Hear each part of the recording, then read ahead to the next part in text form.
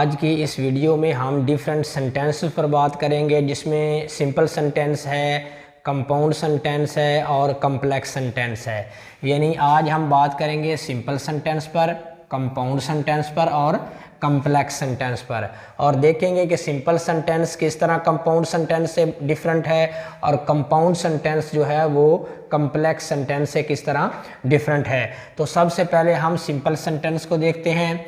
Simple sentence has a subject, यानी जो simple sentence होता है इसके अंदर सब्जेक्ट होता है एंड अ वर्ब, और एक वर्ब होती है। यानी जो सिंपल सेंटेंस होता है उसके अंदर एक सब्जेक्ट होता है और एक वर्ब होती है। A simple sentence is also called an independent clause।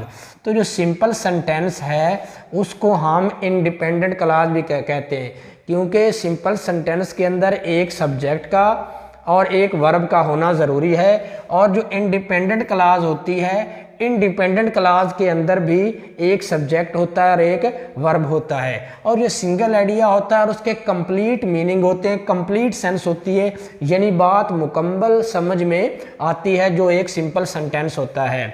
For example, I am a doctor. तो आई हमारे पास क्या है? सब्जेक्ट है, और एम हमारे पास वर्ब है। तो एक सिंपल सेंटेंस के अंदर एक सब्जेक्ट का और एक वर्ब का होना ज़रूरी है। इस सारे हिस्से को हम प्रेडिकेट भी इंग्लिश में कहते हैं। ये सब्जेक्ट है और ये बाकी हिस्से को हम प्रेडिकेट भी बोलते हैं। Ali is studying with me.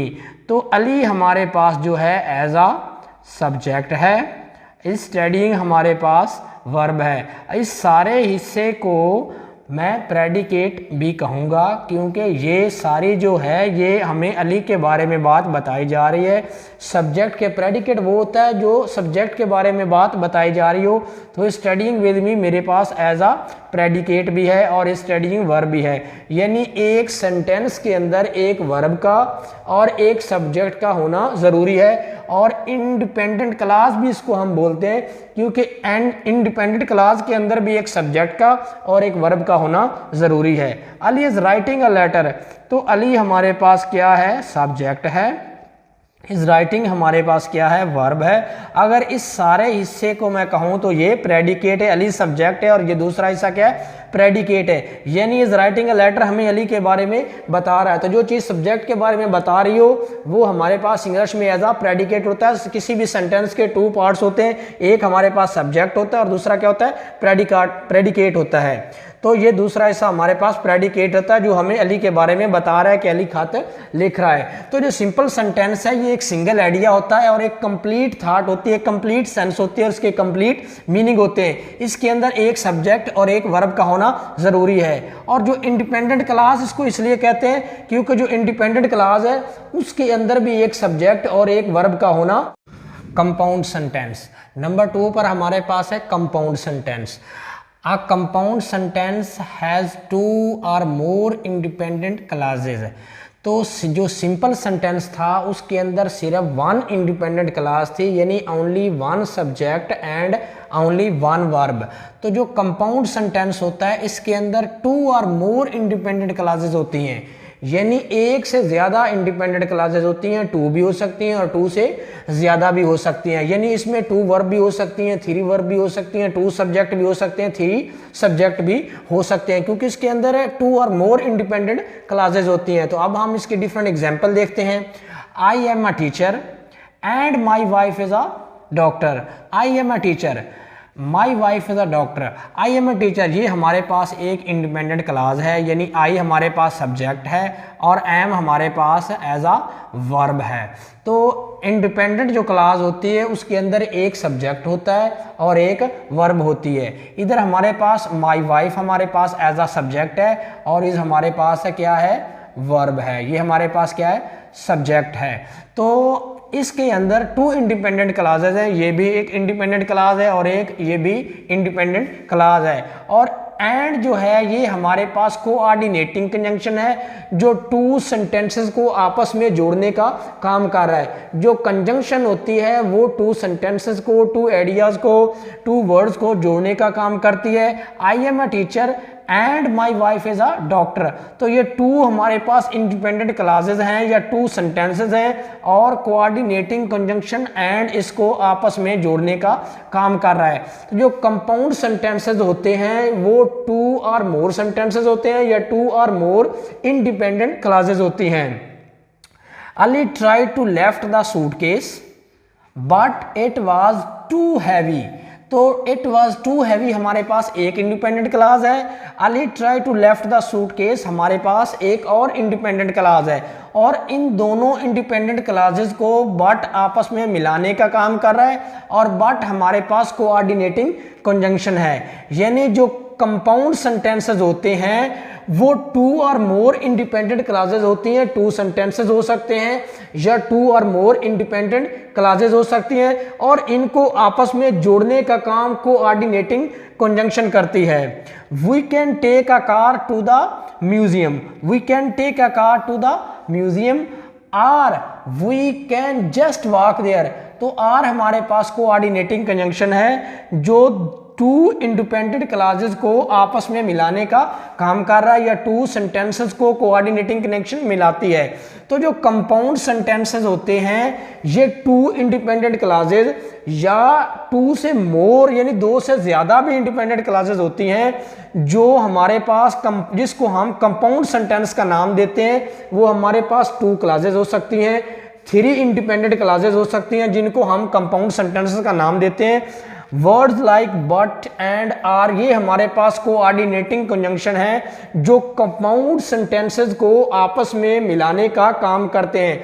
तो ये बात आप नोट कर लें कि जो कंपाउंड सेंटेंसेस होते हैं वो two or more independent clauses होती हैं यानी दो क्लासेस होती हैं या दो से ज्यादा इंडिपेंडेंट क्लासेस होती हैं। यानी एक कंप्लीट सेंस होती है। जो दोनों सेंटेंसेस होते हैं उनके कंप्लीट मीनिंग होते हैं, कंप्लीट थॉट होती है, कंप्लीट सेंस होती है यानी एक कंप्लीट आइडिया होता है। आई एम अ टीचर ये हमारे पास एक कंप्लीट आइडिया है। My wife is a doctor ये भी हमारे पास एक कंप्लीट आइडिया है। यानी टू और मोर इंडिपेंडेंट क्लासेस जो होती हैं वो कंपाउंड सेंटेंस के अंदर होती हैं यानी दोनों तरफ एक कंप्लीट मीनिंग होते हैं, कंप्लीट आइडिया होता है। तो उनको मिलाने का काम कोऑर्डिनेटिंग कंजंक्शन करती है। Ali try to lift the suitcase ये बिल्कुल एक कंप्लीट मीनिंग आ रहे हैं, इसकी एक कंप्लीट सेंस है बट हमने एज अ कोऑर्डिनेटिंग कंजंक्शन के तौर पर यूज किया है। इट वाज टू हैवी इसके भी कंप्लीट मीनिंग है। तो ये हमारे पास टू इंडिपेंडेंट क्लासेस हैं जिसको मिलाने का काम जो है वो कोऑर्डिनेटिंग कंजंक्शन बट कर रहा है। तो जो कंपाउंड सेंटेंसेस हैं ये टू और मोर क्लासेस होती हैं जिनको जोड़ने का काम कोऑर्डिनेटिंग कंजंक्शन करती है। तो अब हम देखते हैं कम्प्लेक्स सेंटेंस। नंबर 3 पर हमारे पास है कम्प्लेक्स सेंटेंस।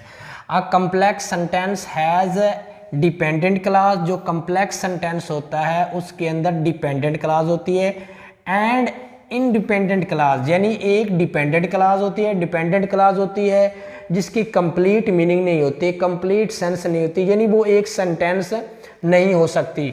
लेकिन उसको ठीक मीनिंग देने के लिए हम उसके साथ एक इंडिपेंडेंट क्लास लगाते हैं। यानी जो कम्प्लेक्स सेंटेंस होता है उसके अंदर एक डिपेंडेंट क्लास होती है, डिपेंडेंट क्लास जिसके कंप्लीट मीनिंग नहीं होते, कंप्लीट सेंस नहीं होती, कंप्लीट थॉट नहीं होती।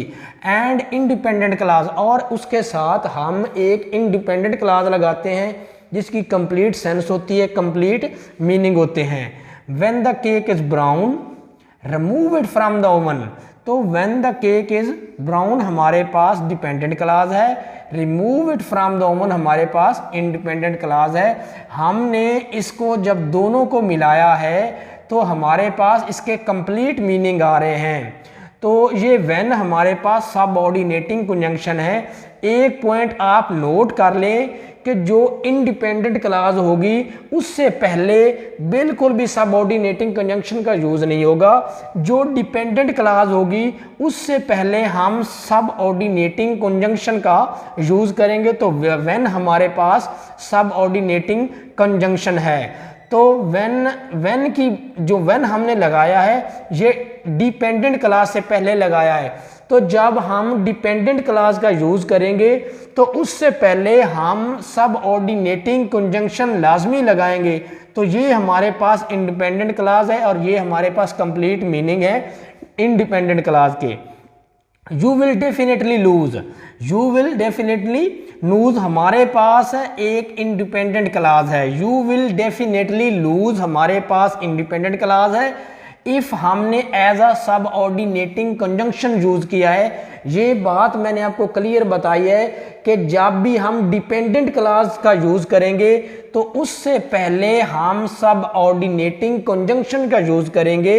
यू डोंट ट्राई, तो हमने इफ एज आ कोऑर्डिनेटिंग सब ऑर्डिनेटिंग कंजंक्शन लगाया है। तो डिपेंडेंट क्लास से पहले सब ऑर्डिनेटिंग कंजंक्शन हम यूज करते हैं। ये पॉइंट आप लिख लें, ये हमारे पास इंडिपेंडेंट क्लास है और डिपेंडेंट क्लास को मिलाया है सब ऑर्डिनेटिंग कंजंक्शन इफ ने। तो यू विल डेफिनेटली लूज हमारे पास इंडिपेंडेंट क्लास है और इफ यू डोंट ट्राई हमारे पास डिपेंडेंट क्लास है। जैसा कि आपने डेफिनेशन में देखा है कि कम्प्लेक्स सेंटेंस के अंदर एक डिपेंडेंट क्लास होती है और एक इंडिपेंडेंट क्लास होती है। तो जो डिपेंडेंट क्लास की सबसे बड़ी जो आपको मैं आइडिया दे रहा हूं कि वो सब ऑर्डिनेटिंग कंजंक्शन उससे पहले लगेगी। If you don't try, if हमारे पास सब ऑर्डिनेटिंग कंजंक्शन है तो ये हमारे पास इंडिपेंडेंट और ये डिपेंडेंट क्लास है।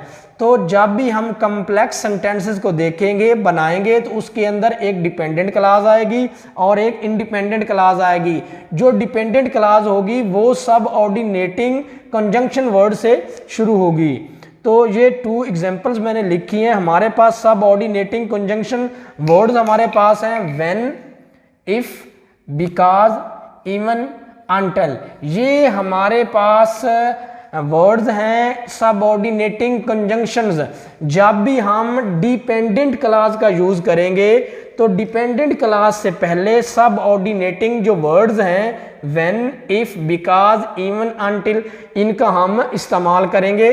तो कम्प्लेक्स सेंटेंस के अंदर एक डिपेंडेंट क्लास होती है जिससे पहले मैंने आपको कंफर्म आइडिया दिया है कि डिपेंडेंट क्लास से पहले हम सब ऑर्डिनेटिंग कंजंक्शंस का यूज करते हैं और इंडिपेंडेंट क्लास के साथ कम्प्लेक्स सेंटेंस में इनको कंप्लीट मीनिंग देने के लिए हम एक इंडिपेंडेंट क्लास का इस्तेमाल करते हैं। जो इंडिपेंडेंट क्लास होती है मैंने आपको पहले बताया है कि इसके कंप्लीट मीनिंग होते हैं। इसमें एक सब्जेक्ट होता है, एक वर्ब होता है, लेकिन जो डिपेंडेंट क्लास है इसके कंप्लीट मीनिंग नहीं है, इसकी कंप्लीट सेंस नहीं है।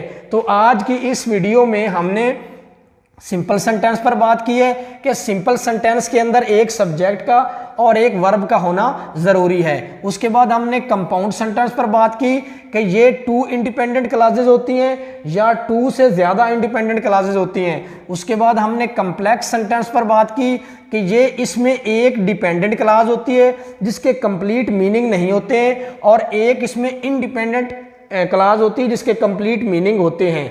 तो इस वीडियो में हमने जो 3 सेंटेंसेस हैं सिंपल, कम्प्लेक्स, कंपाउंड, उस पर बात की है। तो आज की इस वीडियो में इतना ही। इंशाल्लाह मिलेंगे एक नई वीडियो के साथ। अल्लाह हाफिज़।